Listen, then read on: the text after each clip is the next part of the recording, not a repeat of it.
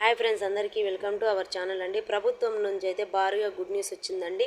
2 పథకాలు రిలీజ్ అని అయితే సీఎం చంద్రబాబు నాయుడు గారు చెప్పడం అయితే జరిగిందండి. ఒకటి అన్నదాత సుఖీభవ, మరొకటి తల్లికి వందనం పథకాలు అనేది అమలు చేస్తామని అయితే మన సీఎం ముఖ్యమంత్రి గారు చెప్పడం అయితే జరిగిందండి. ఇలా గవర్నమెంట్ నుంచి కొత్త అప్డేట్లు మీరు నా ఛానల్ ద్వారా వెంటనే తెలుసుకోవాలంటే ముందుగా నా ఛానల్ని సబ్స్క్రైబ్ చేయండి. కింద వచ్చిన బెల్ ఐకాన్ బటన్ నొక్కడం మాత్రం మర్చిపోకండి. మీరు బెల్ ఐకాన్ బటన్ నొక్కడం వల్ల మీకు అనేది నా సమాచారం నోటిఫికేషన్ లేదా మెసేజ్ ద్వారానే వస్తుంది. అలాగే చిన్న లైక్ చేయండి ఫ్రెండ్స్. లైక్ చేయడం వల్ల మరిన్ని వీడియోస్ నేను అప్లోడ్ చేసేందుకు బూస్టప్ అనేది వస్తుంది. అలాగే మీ ఫ్రెండ్స్, మీ ఫ్యామిలీ మెంబర్స్కి వీడియో షేర్ చేయండి ఫ్రెండ్స్. ఈ వీడియో ఎక్కడ స్కిప్ చేయకుండా ఎండింగ్ వరకు అయితే చూడండి.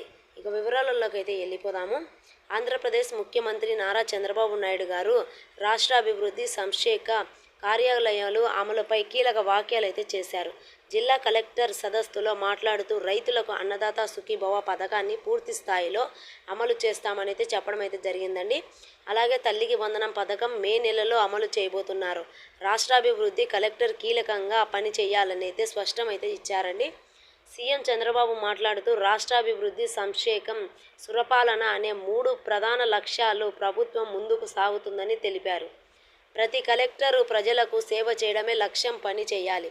అభివృద్ధి దిశగా ముందుకు సాగితేనే ప్రజలు నిజమైన సంక్షేమ పని అని ఆయన వెల్లడించడం అయితే జరిగింది.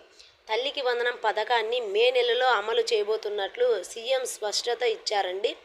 ఒకే ఇంట్లో ఎంతమంది పిల్లలు ఉన్నా కానీ అంతమందికి 15,000 రూపాయలు చొప్పున తల్లికి వందనం అనే డబ్బులు అందజేస్తామని అయితే చెప్పడం అయితే జరిగింది. పాఠశాలలు తెరిచే ముందు తల్లికి వందనం నిధులు జమ చేస్తామని అయితే చెప్పడం అయితే జరిగిందండి మన సీఎం గారు. కలెక్టర్లు 20 లక్షల ఇళ్లపై సోలార్ ప్యానెట్లు ఏర్పాటు చేస్తూ ప్రణాళికంగా సిద్ధం చేయాలనేది సీఎం ఆదేశించారు. ఏప్రిల్ నెలలో మెగా డిఎస్సి నోటిఫికేషన్ విడుదల చేస్తామని, కొత్త ఉపాధ్యాయులకు పాఠశాలలు తెరిచే నాటికి విధుల్లోకి చేరాలని చర్యలు తీసుకోవాలని సూచించారు.